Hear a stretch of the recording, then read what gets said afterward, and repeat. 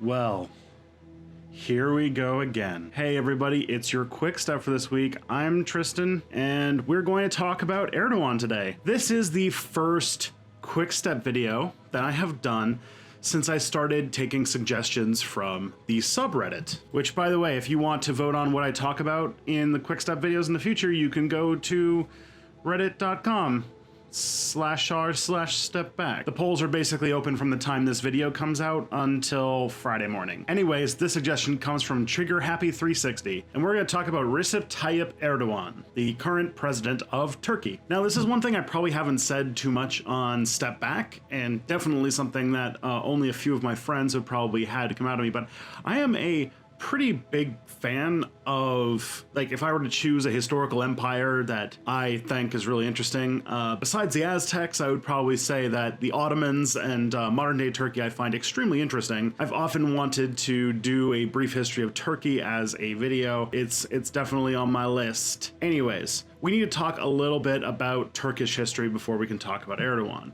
So Turkey is considered the successor to the Ottoman Empire. The Ottoman Empire being a powerful empire that straddled Eastern Europe and the Middle East for centuries, basically getting its real start in the 13th and 14th century and until the end of the First World War in 1918. That's basically when, over a few years, the country turned into the modern state of Turkey, and a lot of its colonial holdings were then given over to the British and the French into the mandate system, which would eventually become a lot of the countries of the Middle East today. Parts of that process involved becoming more nationalistic, and we all know what happens when people get all hopped up on nationalism. And one of the things that comes up often in Turkey, especially when it comes to their international relations with other people, is that part of the process of making Turkey for the Turks involved kicking out all the other people who had lived there for centuries to millennia and demixing things, because if you're a nationalist, basically, if anyone looks or acts different from you, they need to go. This involved a mass deportation of Greeks who lived in Anatolia, but also led to the forced removal and genocide of a large amount of Armenians who lived in Turkey. And by me saying the word genocide, I think I have activated like a bajillion comments down there. So it's hot stuff. It's a very debated discussion about whether or not Turkey committed genocide. They did.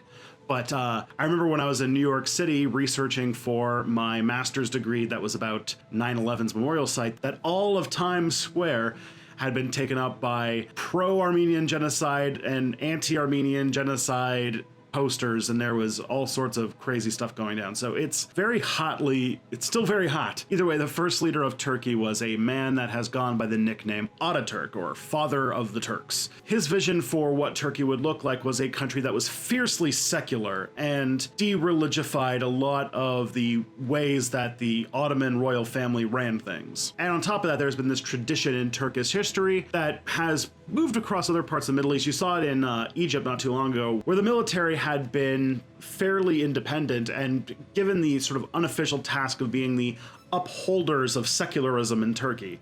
This is why Turkey has a long and storied history of multiple coups, where the military steps in to take over the government. And the military of Turkey firmly believes that they have this mission to uphold Ataturk's legacy. So let's talk about Erdogan. Erdogan is a baby boomer. He was born in the mid-50s and grew up in his early adulthood in the 1970s as a fierce anti-communist. If you think about where Turkey is in relation to Russia, or if you know the full story of the Cuban Missile Crisis, you'll know that Turkey has been long at the forefront of the anti-communist West, right on the border with the Soviet Union for a long time, which is enough to make a lot of extremists, including Erdogan. And so there's a lot of evidence that Erdogan held a lot of interesting opinions when it came to left-wing politics and other things like Jewish people and such.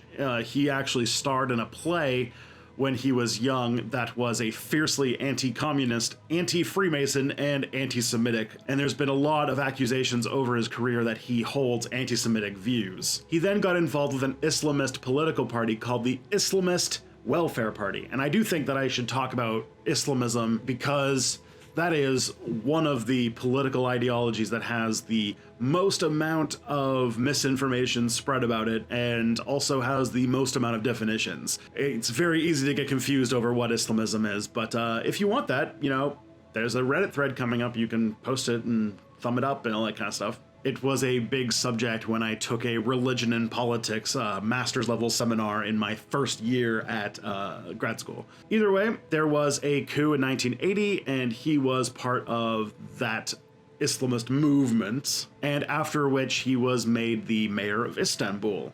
I guess he was elected the mayor of Istanbul. And from all accounts, he seems to have been a rather non-ideological, rather kind of practical, hands-on mayor.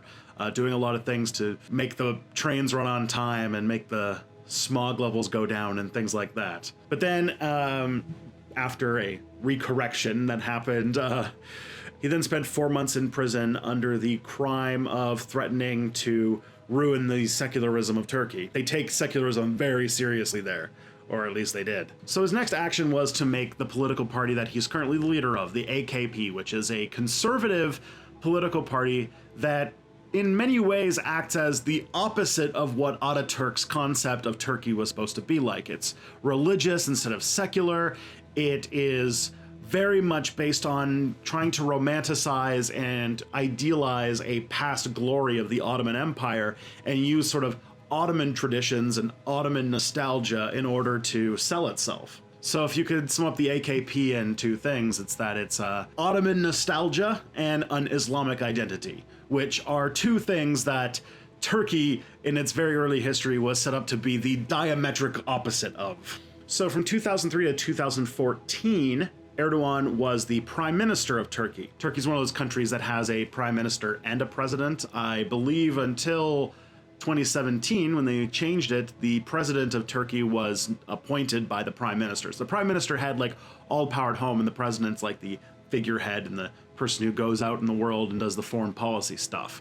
There's a few countries that are like this, and Turkey was one of them. There were a lot of protests about him possibly running for president, mostly because he would threaten Turkey's secularism. And this is a thing that comes up over and over again because this is one of the central political tensions in Turkey today. This was also a period, and Erdogan was sort of part of this process, where Turkey was trying to reform a lot of its actions because they were playing around with an idea of making a bid to join the European Union. So in 2009, they did a bunch of stuff where they tried to mend ties with the Kurdish minority in their country, the Kurds being another ethnic group that lives in Turkey that the Turks, being nationalists, want to just make disappear somehow. The Kurds, not having a state of their own, are kind of straddling Anatolia, the Asian part of Turkey, and Syria, Iraq, and Iran. All of them have different like Kurdish groups inside of them, and none of them have a state yet. But looks like they may someday, either in Iraq or in Syria or somewhere. So he allowed things like Kurdish language press, and he allowed for Kurdish towns to keep their Kurdish names instead of insisting on the Turkish name, things like that. He also reformed the Turkish government's stance on the Armenian genocide, which I really think should be its own video. Again, if you want to see that, it's the comments. Tell me what to do.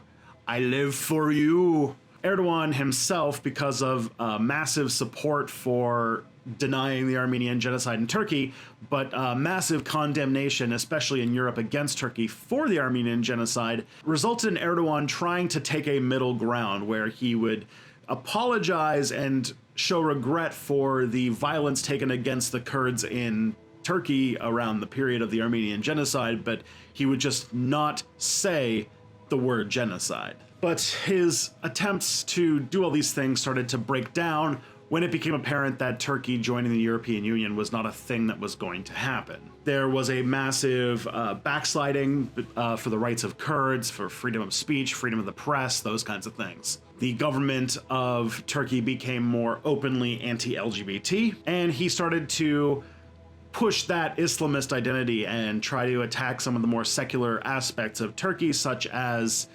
trying to make alcohol harder to purchase, which actually led to some protests. You know, because Turks care a lot about their secularism, and messing around with alcohol, if you know Islam and Muslims can't drink. But if you know, messing around with alcohol like that is a sign of trying to desecularize this country and Ataturk and everything. He also pushed for a series of constitutional amendments that happened in this period that were sort of anti-democratic. It lowered quorum for government votes, so if politicians couldn't get to vote on a bill, it could still pass with fewer people, which, you know, allows for a lot more underhanded political maneuvering and like literally preventing people to show up to vote and things like that. And he also started to set up this sort of mentality of Turkey as this country that's at odds with the whole world. And in 2014, Erdogan was elected president of Turkey. Although there is a lot of contention about that because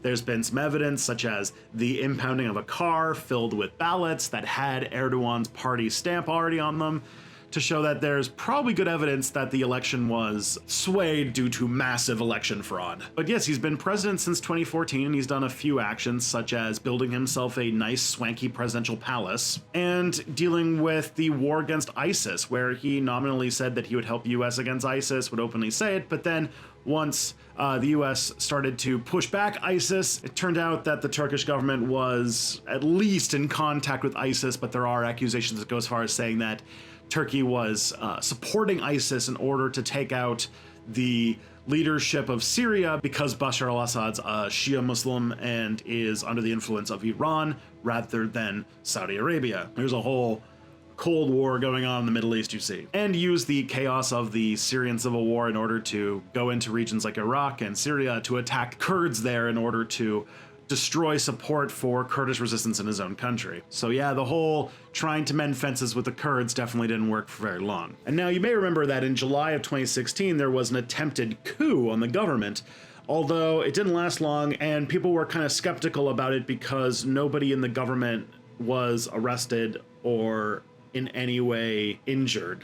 So some people are saying there's a false flag situation, but that rings too much of conspiracy theories to me, so we'll just say it was a poorly plotted out attempt to do a coup on the Turkish government. Of course, Erdogan declared a state of emergency and he declared that the enemy of his, a critic of his that is an exiled cleric in the United States named Gülen, was the source of this coup.